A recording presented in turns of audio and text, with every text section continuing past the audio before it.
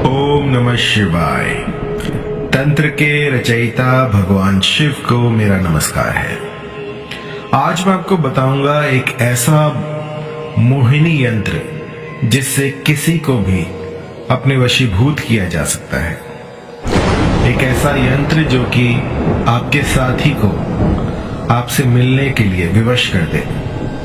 मेरे पास असंख्य ऐसे केस आते हैं जिसमें कि लोग कहते हैं कि गुरुजी, जो मेरे पति हैं वो मुझे छोड़कर चले गए हैं और वापस नहीं आ रहे हैं, कुछ कीजिए। कई बार तो ऐसा भी होता है कि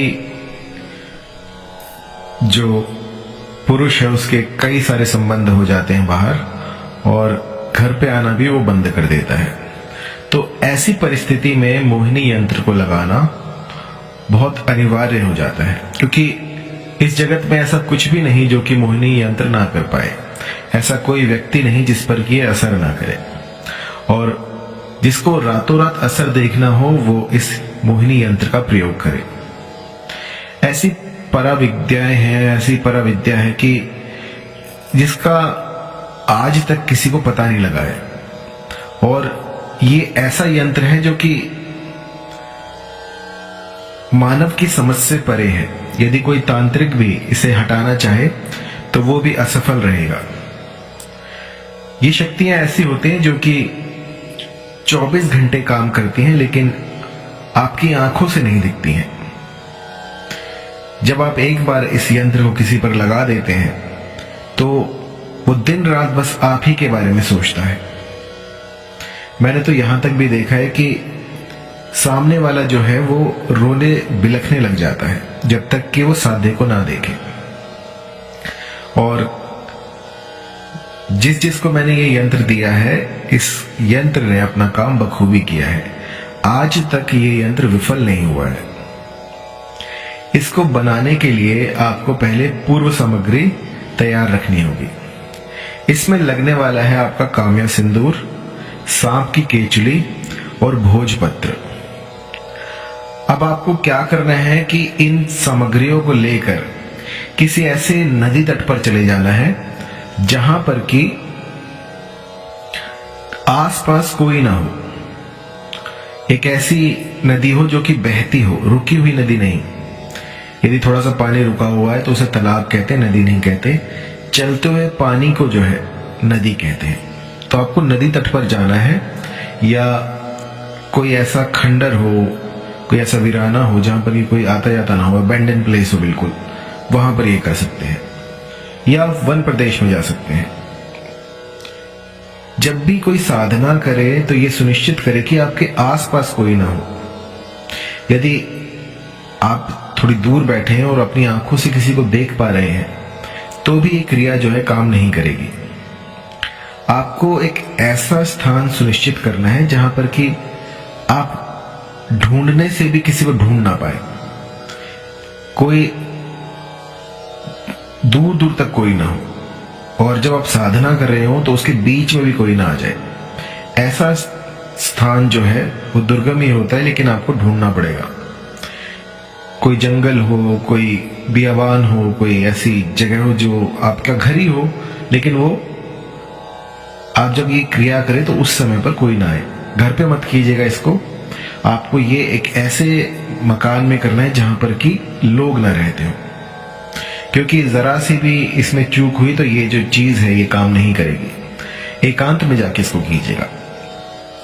तो आपको करना क्या है कि जब ये साधना प्रारंभ करें तो 1 महीने पहले से ही अपने आप को सात्विक कर दीजिए। किसी भी तरह का मादक पदार्थ, बीड़ी, गुटखा, सिगरेट, ये सब जो है इसमें वर्जित है।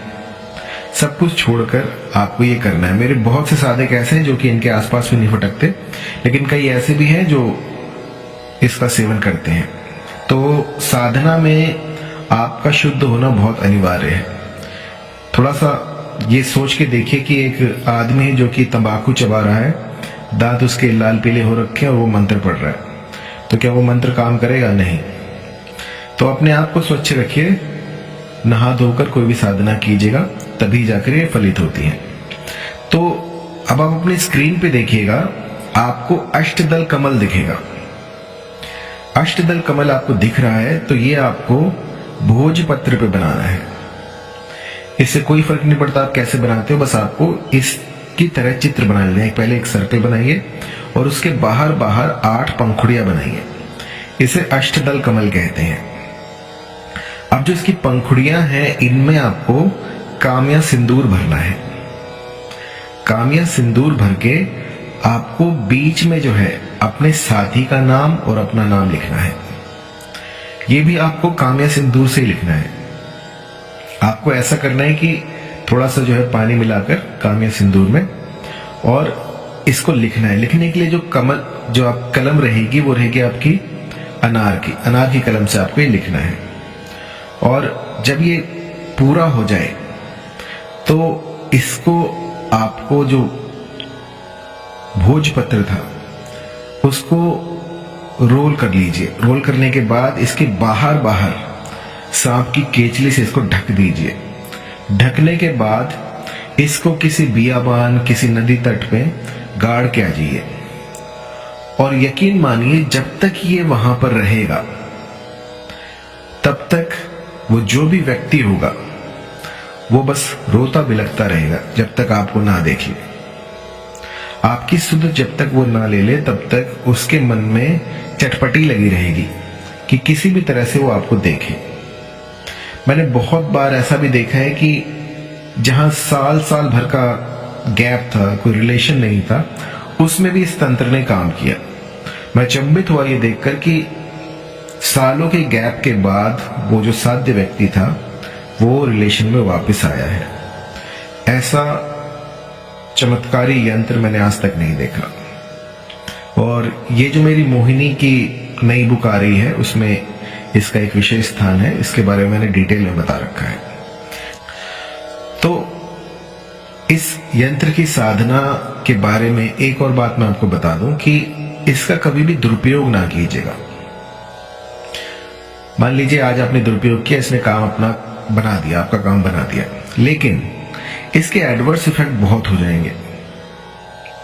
वो आप ही के लिए क्षतिकारक होगा। आपको जो है कुछ भी करके इसका दुरुपयोग नहीं करना है। मान लीजिए मन में सच्चा प्रेम हो और सामने वाला जो है उससे आप कहने में झिझक रहे हो, तो आप इसका प्रयोग कर सकते हैं। यदि आपका जो परिवार है वो टूट रहा हो, आपकी पत्नी जो है वो छोड़कर जा रही हो, आपके पति जो है वो दूर कहीं जा रहे हो, तो इसका प्रयोग आप कर सकते हैं। मतलब जो तंत्र है उसमें इसकी मनाही नहीं है, लेकिन इसका दुरुपयोग जो है उसकी मनाही है। किसी का अहित करने के लिए तंत्र का प्रयोग कभी ना करें। मैं जोर देकर कहना चाहूंगा कि तंत्र जो है वो मानव कल्याण के लिए बना था, और कुछ कुबुद्धि जो है वो इसको जो है ऐसी कृत में लगाते हैं तो वो ठीक नहीं है, उससे आप ही का नुकसान है। तो ये जो यंत्र मैं आज आपको दे रहा हूं इसका सदुपयोग करें, अपने परिवार को बचाएं या फिर अपनी जो भी कामना हो उसकी पूर्ति करें। और कई बार कंफ्यूज होते हैं कि गुरुजी क्या इससे अपने साथी को अट्रैक्ट करना ठीक रहेगा? तो देखिए, हमारे तंत्र शास्त्रों में जितने भी तंत्र हैं वो स्वयं महादेव ने बताए हैं, और ये जो है ये इसीलिए बताए गए थे कि यदि कोई ऐसी परेशानी आए तो हम इन तंत्रों का प्रयोग कर सकते हैं। जिस तरह से यदि आपकी बॉडी में कोई बीमारी आती है तो आप दवा लेते हैं, उसी तरह से ये काम करता है। मान लीजिए कि ये जो है आप यूं समझिए कि ये दवाई है। आप बीमार पड़े हैं और आपको चाहिए तो ये जो है इसको दवाई की तरह प्रयोग कर सकते हैं।